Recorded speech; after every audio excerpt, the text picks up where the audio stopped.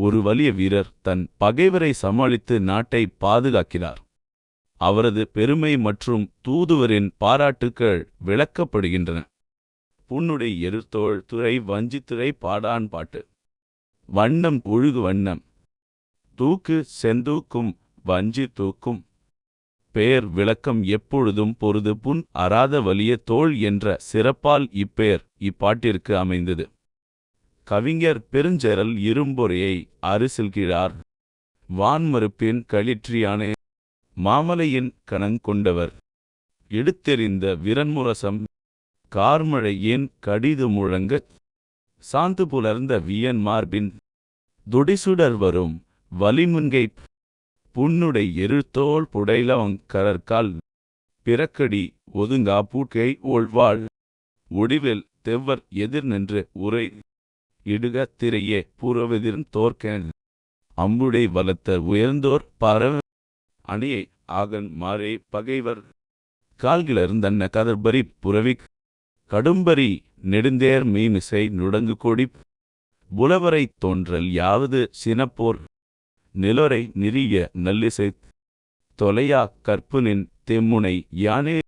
வெள்ளிய கொம்புகளையுடைய களிற்று யானைகள் பெரிய மலைகளைப் போல கூட்டம் கூட்டமாக திரண்டு நிற்கவும் குறுந்தடிகளை எடுத்து அடிக்கப்பெற்ற வெற்றி முரசங்களின் ஒலியானது கார்காலத்து மேகங்களின் இடிமுழக்கத்தைப் போன்று மீதியாக ஒலிக்கும். பூசப்பெற்ற சந்தன சாந்து உலர்ந்து போய்விட்ட பரந்த மார்பினையும் வீரவளைகள் ஒளி சுடர்விடும் வலியமைந்த முன்னங்கைகளையும் விழுப்புண் பொருந்திய வலிய தோள்களையும் பனம்பூ மாலையினையும் வீரக்கழல்கள் விளங்கும் கால்களையும் முன்வைத்த காலை பின்வைத்து ஒதுங்கிப் போகாத மேற்கோளினையும் ஒளியமைந்த வாளிலையும் உடையவராகவும் போரில் மனந்தளராத தன்மையராகவும் விளங்குபவர் நின் பகைவர்.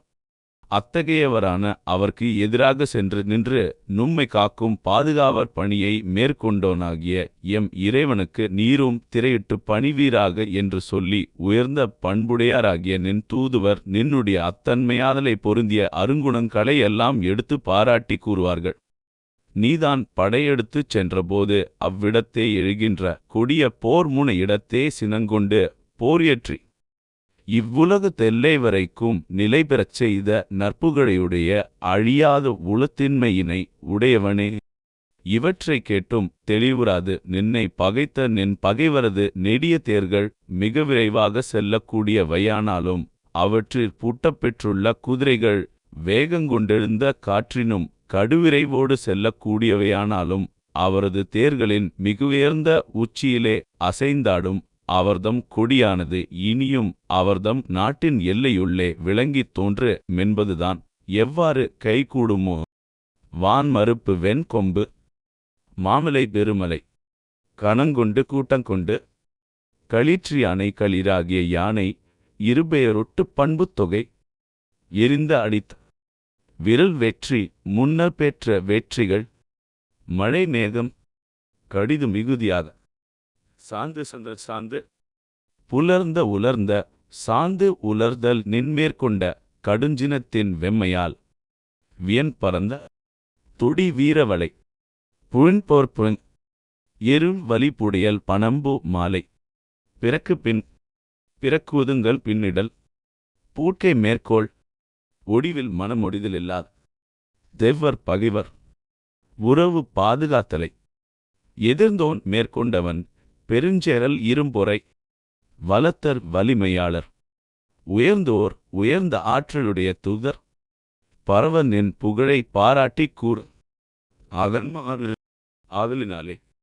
பகைவரது நாட்டெல்லையுள் அவர் தேரின் மேல் அசைந்தாடி பறக்கும் கொடிதான் இனி பறக்குமோ என்றது. இனி அவர்தாம் அழிந்து போவது உறுதியல்லவோ எனச் சேரமானின் வெற்றி மேம்பாட்டை வியந்து போற்றியதாம். விரல் முரசம் என்றது வெற்றி முரசினை. இது பகையரசரை வென்று அவரது காவன் மரத்தை அறுத்து கொணர்ந்து செய்து கொள்ளப் பெறுவது. இதற்கு பூசைகளும் பலியூட்டுக்களும் செய்து வழிபாடாற்றி போற்றுவதும் பண்டைய மரபாகும். இம்முரசத்தின் முழக்கொலியை கேட்டபோதிலேயே பகையரசர் பலரும் தமக்கும் அழிவு வந்ததென கலங்கி நடுங்கியவராக திரை செலுத்தி பணிவதும் உண்டு. தன் முழக்கொலியாலேயே இப்படி வெற்றி தேடித் தருதலினாலே வெற்றி முரசம் என்றனர் என்பதும் பொருந்தும். இதன் முழக்கொலிக்கு கார்மழை என் கடிதான இடி முழக்கத்தை உவமை கூறினதும் சிறப்பாகும். இடிமுழக்கங் கேட்டபோது பாம்புகள் அச்சமுற்றவையாய் நடுங்கித் தம் வலியிழப்பது போல பகை மன்னரும் சேரலாதனின் போர் முரசொலி கேட்டதும் மனம் நடுங்கிப் பணிவர் என்பதாம்.